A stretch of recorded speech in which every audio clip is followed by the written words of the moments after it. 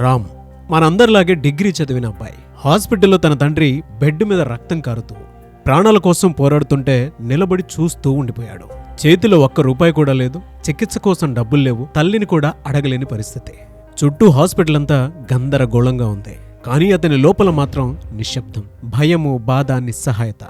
ఆ క్షణంలో అతని కాలేజ్ డేస్, ఫ్రెండ్స్, డ్రీమ్స్ అన్నీ కంటి ముందు కనిపించాయి.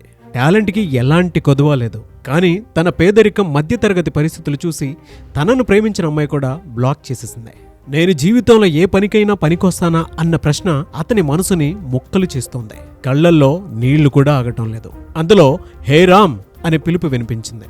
కన్నీళ్లు తుడుచుకుంటూ తన బావ దగ్గరికి వెళ్లి గట్టిగా హగ్ చేసుకుని ఏడవటం మొదలుపెట్టాడు.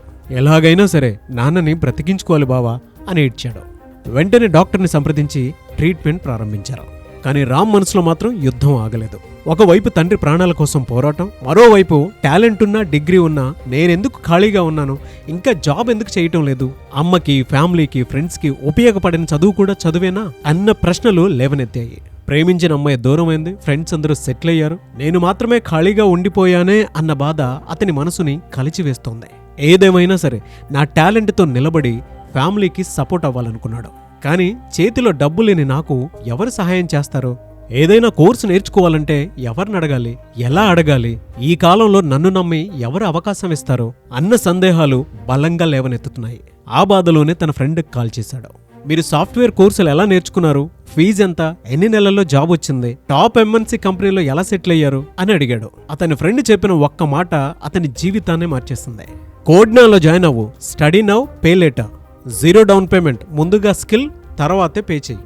ఆ ఒక్క నిర్ణయం రామ్ జీవితానికి టర్నింగ్ పాయింట్ అయింది.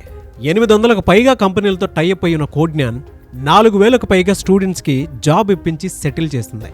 రామ్ కూడా 100 డేస్ ప్రోగ్రాంలో చేరి తన స్కిల్ను పెంచుకునే చివరికి జాబ్ క్రాక్ చేశాడు. ఒకప్పుడు హాస్పిటల్లో డబ్బుల కోసం ఆందోళన చెందిన అతనే ఇప్పుడు తన ఫ్యామిలీకి అండగా నిలబడ్డాడు. ఈ ఎంటైర్ స్టోరీ మనకేం సూచిస్తోంది అనంటే, జీవితంలో మనకు కొన్నిసార్లు టాలెంట్ ఉన్నా మనల్ని నమ్మేవారు లేకపోవచ్చు, ఇంట్లో డబ్బులు లేక కోర్సులు నేర్చుకునే పరిస్థితి ఉండకపోవచ్చు. అలాంటి సమయంలో ఆగిపోకూడదు. సరైన అవకాశం కోసం ముందడుగు వేయటం చాలా ముఖ్యం. సాఫ్ట్వేర్ కెరీర్లో నిలబడాలి అనుకునే వారికి కోడ్న్యాన్ ఒక ఫ్రెండ్లా, బ్రదర్లా, పేరెంట్లా మీతో పాటు నడుస్తుంది. మీకు అవసరమైన స్కిల్ నేర్పించి 2 సంవత్సరాల వరకు జాబ్ వచ్చేంత వరకు మీకు సపోర్ట్ ఇస్తుంది.